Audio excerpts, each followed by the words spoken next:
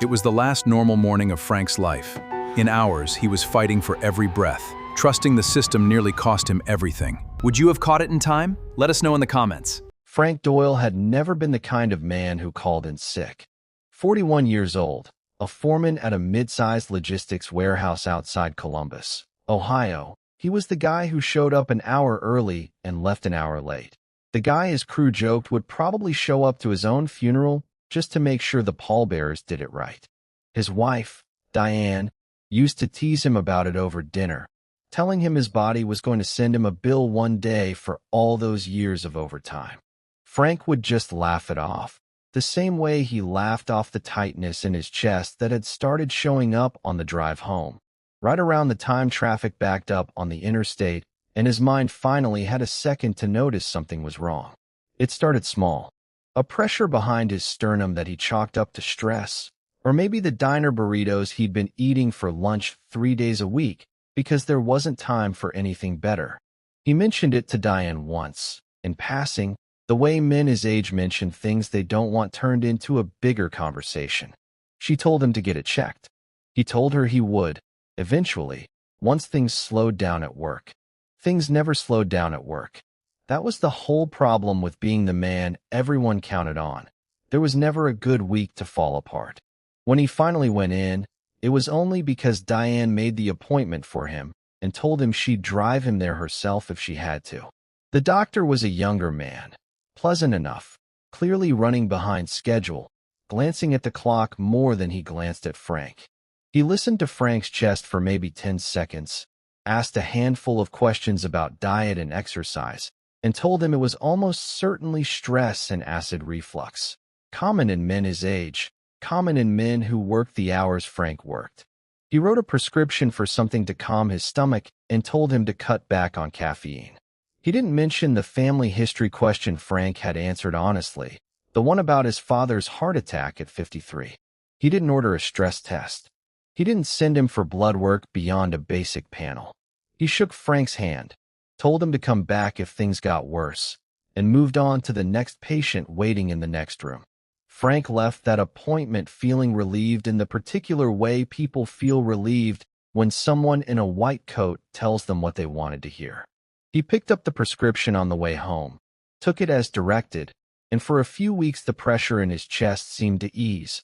Or maybe he just stopped paying attention to it the way people stop noticing a sound after they've heard it long enough. Diane asked how the appointment went, and he told her everything was fine, nothing to worry about, just stress like she'd probably guessed all along. There was a quiet comfort in that lie, if it even counted as a lie. He believed it. That was the part that would haunt him later. He genuinely believed it, because he had no reason not to. There was a particular kind of pride Frank took in being reliable, the sort of pride that gets built brick by brick over 20 years of never letting people down. His crew called him the anchor behind his back, not because he was slow, but because everything at that warehouse held steady when Frank was on the floor. He'd started there at 23, unloading trucks for minimum wage, and worked his way up through every rung of the ladder until he was the man new hires were told to model themselves after. That kind of identity doesn't leave room for weakness, and somewhere along the way Frank had quietly decided that admitting his body was struggling would be its own kind of failure, a crack in the foundation everyone else was standing on. Diane understood that about him better than anyone, which was exactly why she'd stopped asking gently and started insisting. She'd watched her own father ignore his health for years, watched him wave off symptoms with the same tired jokes Frank used, and she'd buried him at 62 with a list of regrets he never got the chance to fix. She wasn't going to let that happen twice in one lifetime. When she booked that first appointment, she didn't ask Frank's permission.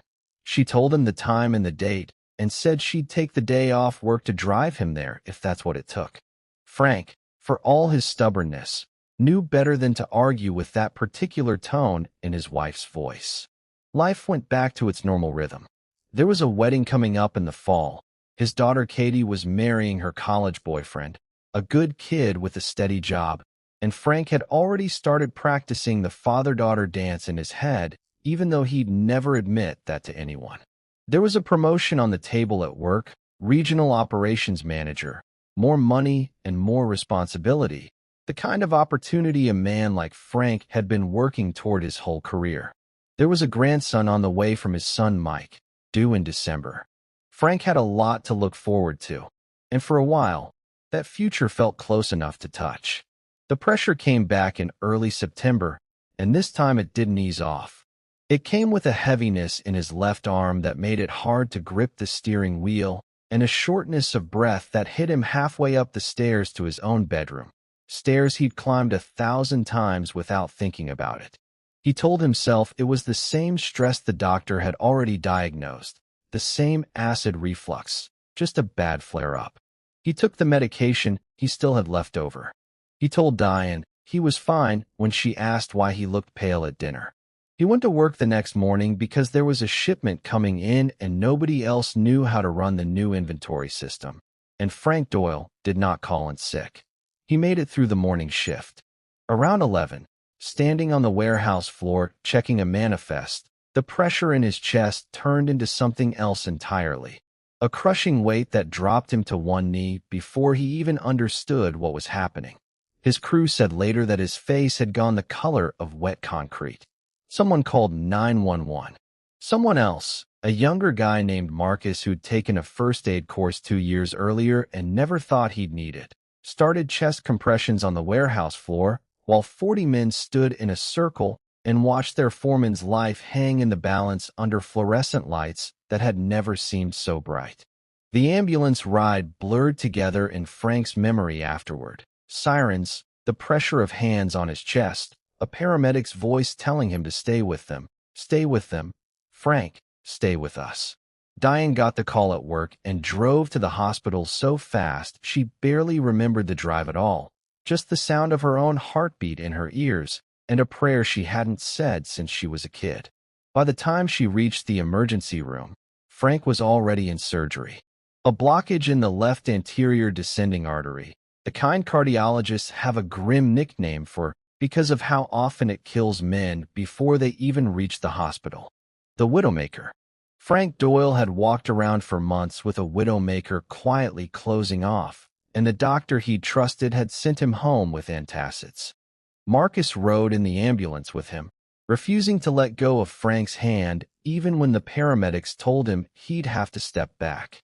He kept talking to Frank the whole way, telling him about the fantasy football draft coming up that weekend, about anything at all, because somebody had once told him that unconscious patients could sometimes still hear, and Marcus wasn't about to let the last sound Frank Doyle heard be silence. Diane arrived at the hospital just as they were wheeling him into surgery, close enough to catch a single glimpse of her husband's face before the doors swung shut between them, his eyes closed, an oxygen mask covering the mouth that had told her that morning, like every morning, that he was fine. The next 4 hours were the longest of Diane's life. She called Katie, who drove in from 2 towns over so fast she got a speeding ticket she never once regretted. She called Mike, who canceled a business trip mid-boarding call and turned right around at the gate. The three of them sat together in a waiting room that smelled like burnt coffee and disinfectant, saying very little, each of them running their own private version of the same prayer. When the surgeon finally came out, still in scrubs, Diane stood up so fast she knocked her purse off the chair, and for one terrible second before he spoke, she was certain she already knew what he was going to say. He survived. That much the surgeon could tell her with confidence once the procedure was done, once the stent was placed and the bleeding controlled and Frank was wheeled into recovery pail and hooked up to more machines than either of them had ever seen outside of a television show. But surviving and understanding what had happened to him were two very different things, and it was the cardiologist who came to see him 2 days later, a woman named Dr. Patel, calm and direct in a way his first doctor never had been, who finally laid out the truth Frank had been walking past for months without knowing it. She told him that with his family history, his symptoms, and his age, a basic stress test months earlier would very likely have caught the blockage before it became a crisis.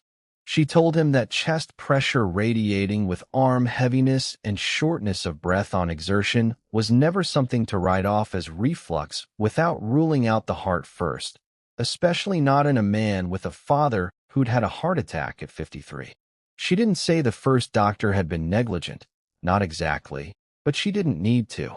Frank could hear it in the careful way she chose her words, the way professionals talk around each other's mistakes without ever quite naming them out loud. He lay there in that hospital bed, tubes running into his arm, and felt something crack open inside him that had nothing to do with his heart and everything to do with trust. Dr. Patel sat with him longer than she probably needed to, longer than any doctor had sat with Frank in years. She asked him to walk her through the original appointment, every detail he could remember, and she wrote things down as he talked, nodding slowly, her face giving away just enough for Frank to understand that what he was describing wasn't how things were supposed to go. She told him about patients she'd seen before him with almost identical stories. Men who'd been told their chest pressure was stress or indigestion or anxiety, only to end up in her operating room months later with damage that could have been prevented. She didn't say it to frighten him.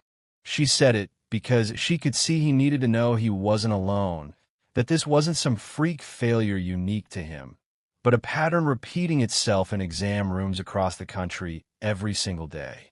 The anger came later, once the fear had drained out enough to leave room for it. It came in waves, usually late at night when Diane was asleep beside him and he was staring at the ceiling replaying that 10-minute appointment over and over, the one where a man in a white coat had looked at his chart, glanced at the clock, and decided Frank wasn't worth more than a few rush questions. He thought about all the mornings he'd woken up with that pressure in his chest and told himself it was nothing, because a professional had told him it was nothing, because that's what you're supposed to do. Trust the person who went to school for this. Trust the system that's supposed to catch things before they become emergencies. He had done everything right. He had gone in when Diane told him to. He had answered every question honestly, and somehow it still hadn't been enough. Frank requested his full medical records once he was home and strong enough to sit at the kitchen table with a cup of decaf and a legal pad, the same way he used to review shipping manifests, looking for the discrepancy, the line item that didn't add up. What he found made the anger sharpen into something colder and more focused. The notes from that first appointment were thin, barely covering half a page, and there was no mention anywhere of the family history he disclosed on the intake form. No indication anyone had even read it. He learned, through a conversation with a nurse he recognized from the practice, that the clinic had been running doctors through 15-minute appointment slots for over a year, a policy change made after the practice was bought out by a larger regional healthcare group looking to increase patient volume. Frank hadn't fallen through the cracks because one doctor didn't care. He'd fallen through a system that had been quietly redesigned to move people through faster, and doctors, even good ones, were left trying to practice real medicine inside a structure that didn't leave room for it. That distinction mattered to Frank more than he expected it to. He'd wanted a villain, someone to point at and blame cleanly, the way the world seems to want its stories to work. What he found instead was messy, and in some ways harder to sit with. A decent, overworked doctor caught inside a business decision made by people in an office somewhere who had never met Frank Doyle and never would. He talked to a lawyer about it, mostly out of a need to understand his options rather than any real appetite for a lawsuit. The lawyer told him he likely had a case if he wanted to pursue one. Frank sat with that for weeks, turning it over the way he turned over everything, methodically, without rushing toward an answer just because people expected one. In the meantime, he did the work of getting his body back. Cardiac rehab 3 times a week, a nutritionist who taught Diane and him how to cook meals that didn't feel like punishment, long, slow walks around a neighborhood that got a little longer every week as his strength came back. He noticed things he hadn't noticed in years.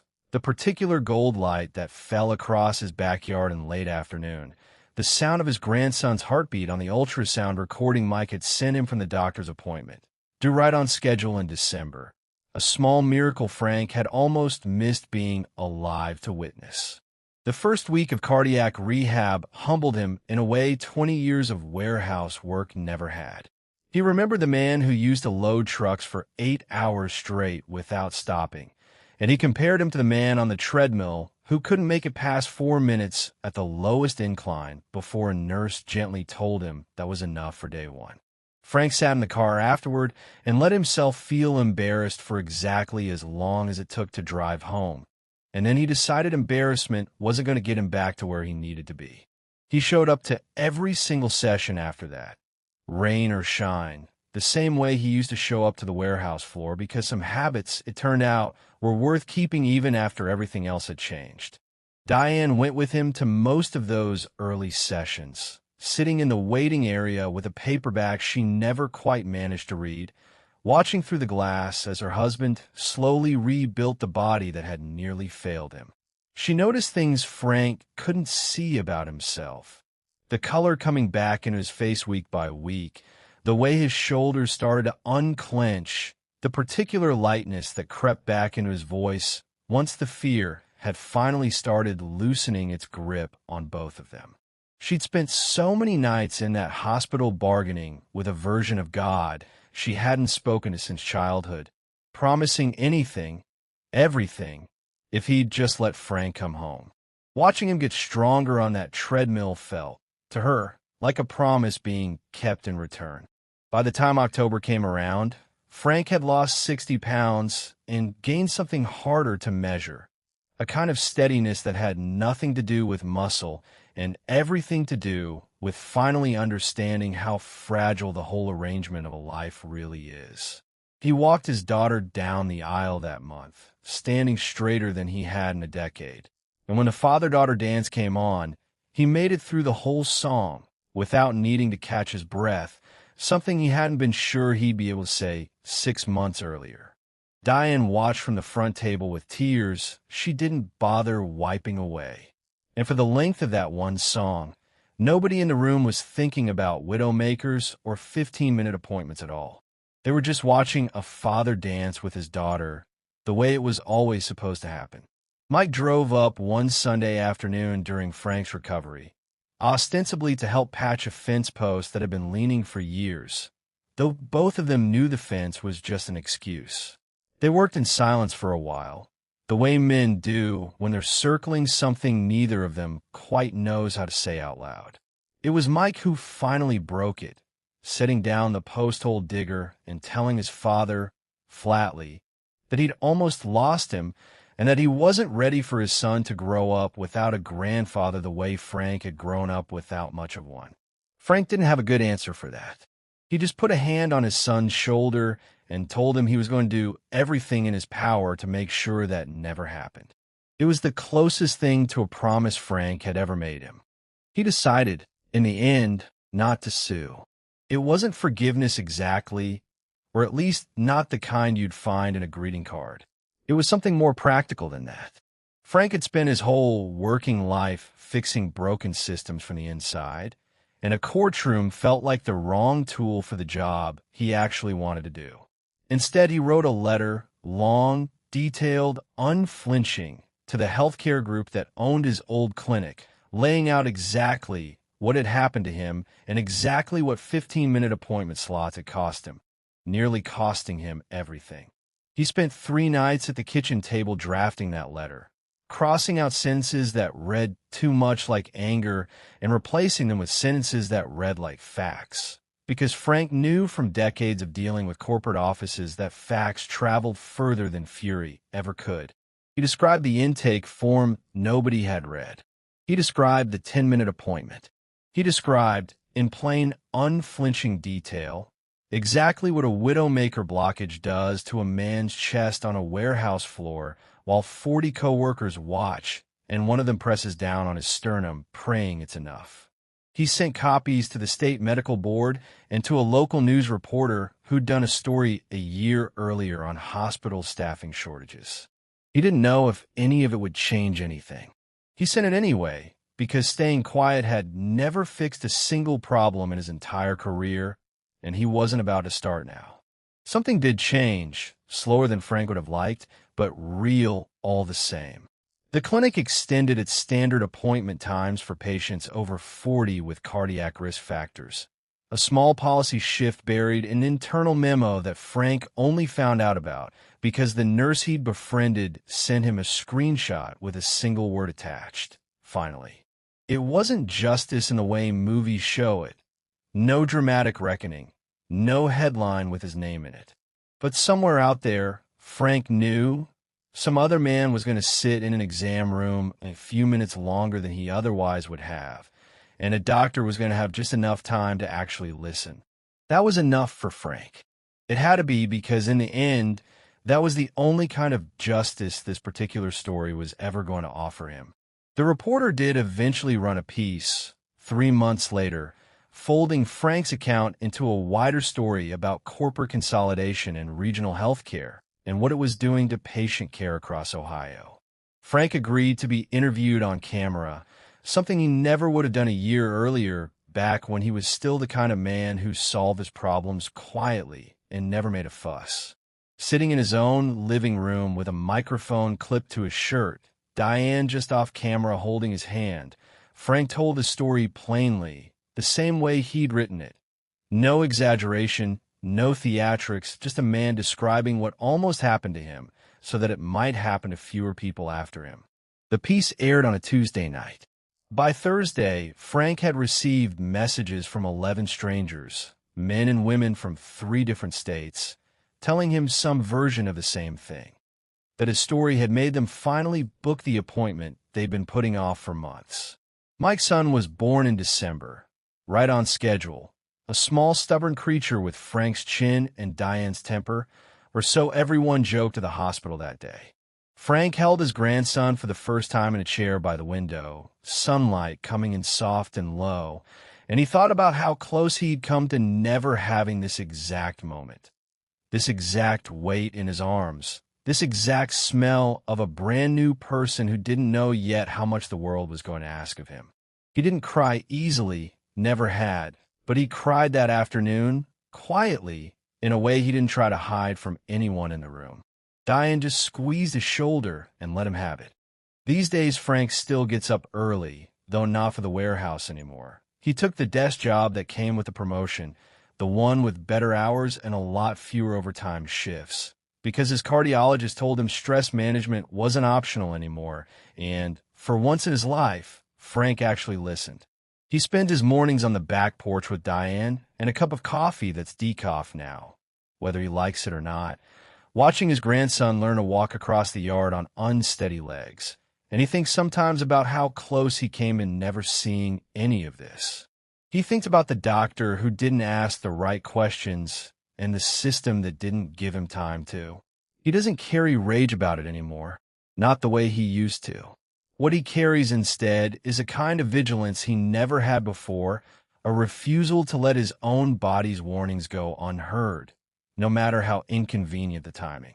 If there's one thing Frank tells anyone who'll listen now, it's this: nobody in that exam room is going to advocate for you harder than you can advocate for yourself. Ask the second question. Ask for the test. Bring up the family history, even if nobody asks. And don't let a rushed appointment be the last word on something that might be trying to kill you quietly. Frank almost learned that lesson the hardest way there is.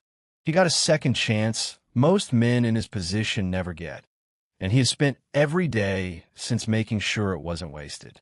He keeps a folder now, tucked in the drawer of his desk at work, filled with copies of every test result, every appointment note, every piece of paper the healthcare system has ever generated about his own body. It started as a way to protect himself, a habit born out of the distrust that first appointment left behind.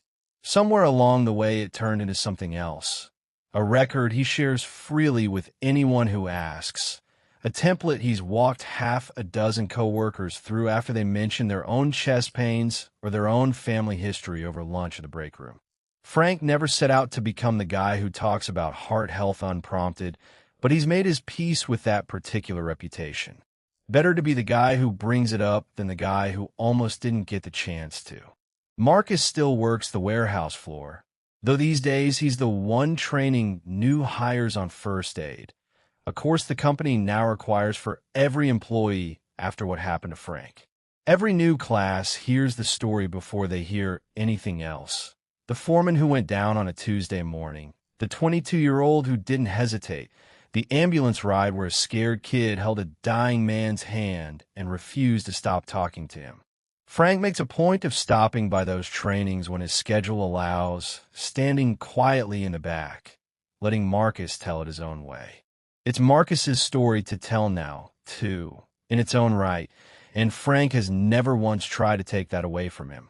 He and Diane still walk the neighborhood, most evenings a little slower than they used to, though Frank would argue that's less about his heart these days and more about the fact that his grandson insists on walking the whole way himself now, refusing every offer to stroller with the fierce stubbornness of a toddler who has no idea yet how precious the kind of stubbornness is.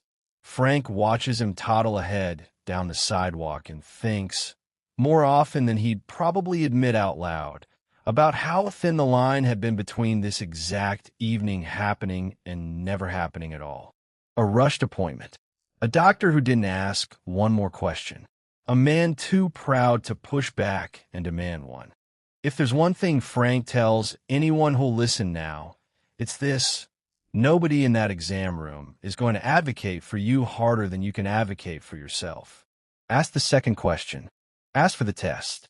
Bring up the family history even if nobody asks, and don't let a rushed appointment be the last word on something that might be trying to kill you quietly. Somewhere out there tonight, someone is sitting with a symptom they've decided to ignore because a doctor told them it was probably nothing. Frank hopes they're listening. He hopes they ask the question he didn't know to ask before their own story ends up looking anything like his.